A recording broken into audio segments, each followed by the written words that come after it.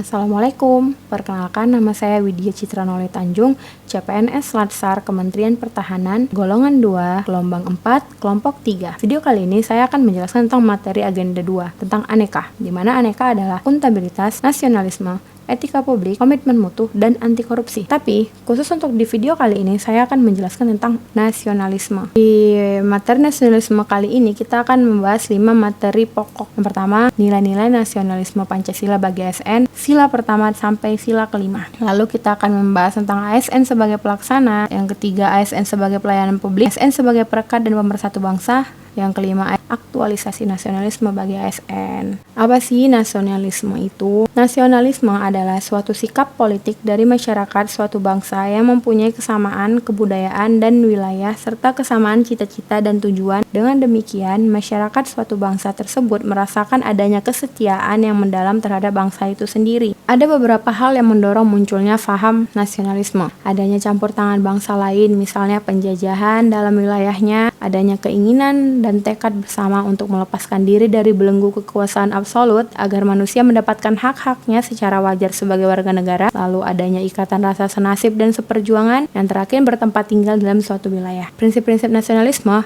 adalah hasrat untuk mencapai kesatuan, hasrat untuk mencapai kemerdekaan, hasrat untuk mencapai keaslian, dan hasrat untuk mencapai kehormatan bangsa. Sajian nasionalisme ini bertujuan untuk membangun kesadaran, pemahaman, kepedulian, dan komitmen peserta diklat menjadi aparatur sipil negara yang mampu mengaktualisasikan Pancasila sebagai nilai-nilai dasar nasionalisme dalam pelaksanaan tugas-tugas jabatannya. Langsung saja kita bahas tentang nilai-nilai Pancasila dalam menumbuhkan nasionalisme. Yang pertama, sila yang pertama, ketuhanan yang Maha Esa. Sebagai jati diri bangsa, bangsa yang agamis. Hasil yang dicapai dari sila pertama adalah bisa membedakan baik dan buruk, bisa membedakan halal dan haram, bisa membedakan yang hak dan yang batil. Wujud nyata dalam perilaku sehari-hari adalah jujur dan mempunyai integritas, hormat pada hak orang lain, hormat pada aturan dan hukum masyarakat, punya etika sebagai prinsip dasar dalam kehidupan sehari-hari, tidak korupsi, dan tingkah laku koruptif lainnya. Sabar, jiwa besar, berprasangka baik. Implementasi dalam kehidupan sehari-hari ialah bangsa Indonesia menyatakan kepercayaannya dan ketakwaan terhadap Tuhan Yang Maha Esa.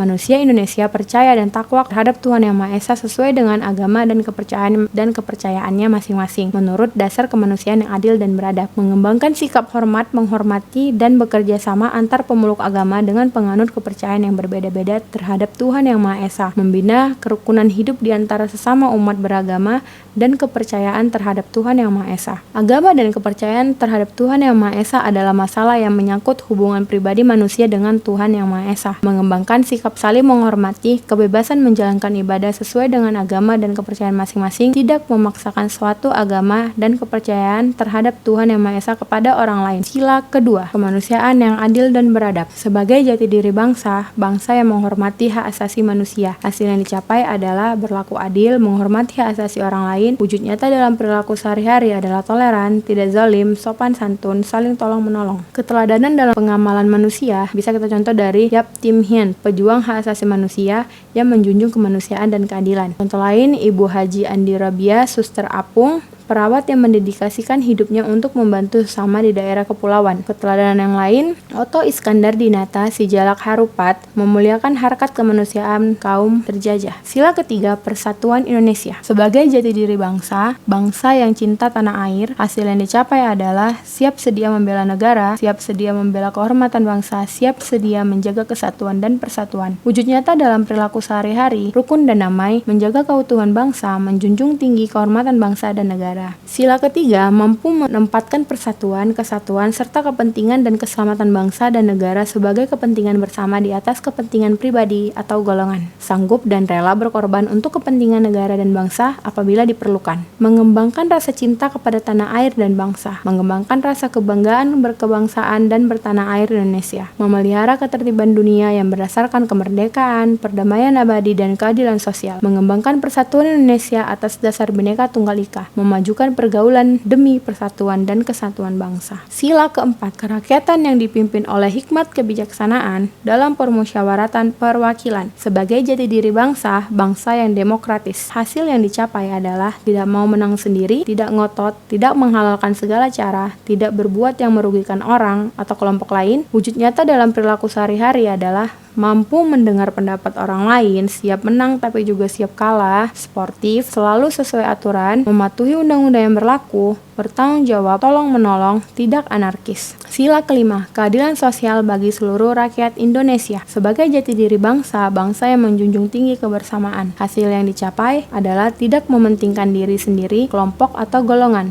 memperhatikan nasib orang lain, gotong royong, ringan sama dijinjing, berat sama dipikul. Wujud nyata dalam perilaku sehari-hari, tidak serakah, tepat waktu, mau bekerja keras, saling membantu, suka menabung, dan investasi. Selanjutnya, kita bahas tentang ASN sebagai pelaksana. Dalam materi pokok ini, ASN dapat menjalankan tugas dan fungsinya sebagai pelaksana kebijakan publik dalam mengaktualisasikan semangat nasionalisme dan wawasan kebangsaan yang kuat berlandaskan Pancasila dan Undang-Undang Dasar tahun 1945.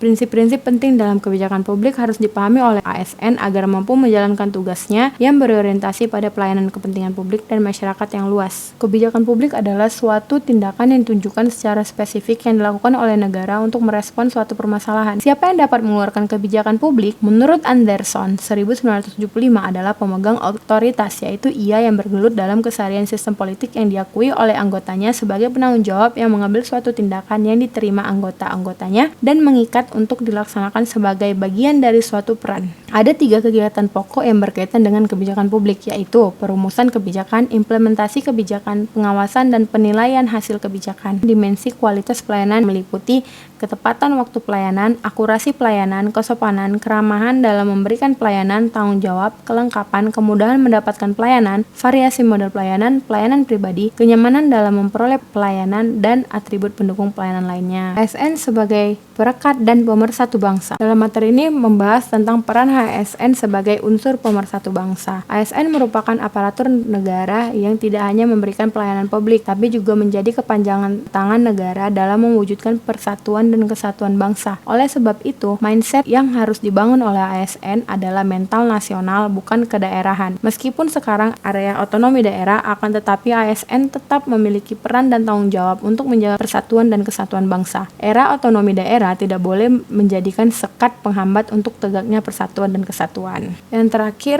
aktualisasi nasionalisme bagi ASN. Setelah mengerti tentang nasionalisme, selanjutnya diharapkan ASN dapat memahami, menghayati, dan mampu mengamalkan nilai-nilai penting mengenai nasionalisme Pancasila untuk selanjutnya bisa diaktualisasikan ke kehidupan sehari-hari. Terima kasih, semoga bermanfaat. Assalamualaikum warahmatullahi wabarakatuh.